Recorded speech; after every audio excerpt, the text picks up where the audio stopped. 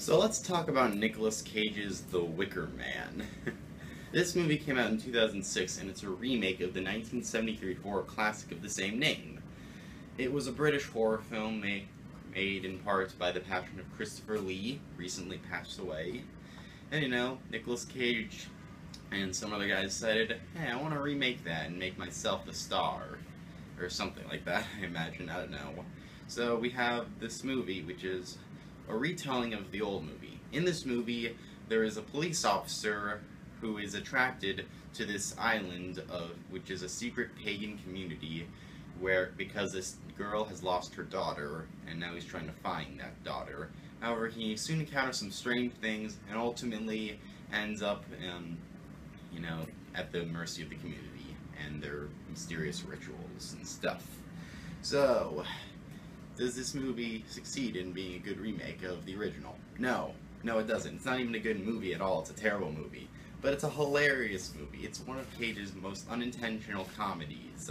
Like, literally, me and my friends were watching this thing, we were laughing. Like, it's supposed to be a horror movie. It's supposed to be really scary. But not once in this movie was I scared. Not one moment was scary. It was all... The scary stuff was either cheap jump scares or just something that you would think would be creepy if it wasn't from Nicolas Cage doing it. Because just, ladies and gentlemen, Nicolas Cage is an actor I like. He's a cool guy. And I think he's been in some really good roles. But in this movie, he's not exactly very good. He's either yelling and screaming because he's annoyed, or just being confused, or just saying weird lines. Like he goes up to the pilot of a seaplane, he's like, ahoy!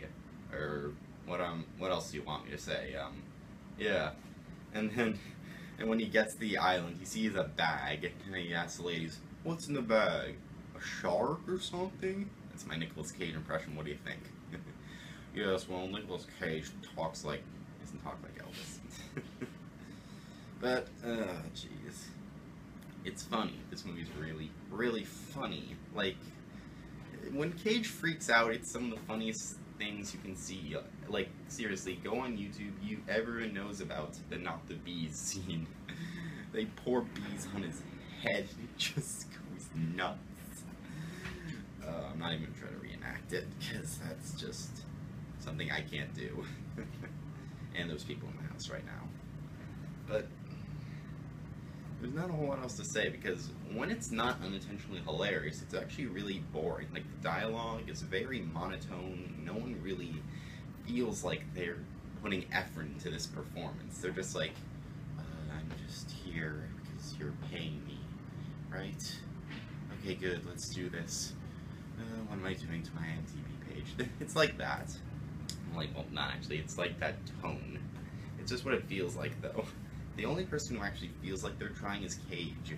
And Cage is trying in kind of an odd way. I don't know. The whole premise of this movie is weird, and he really didn't do it very well. It's funny, it's not very well executed, it's well shot, and the soundtrack's okay. Not a whole lot else. This movie is really bad, but it's a great time.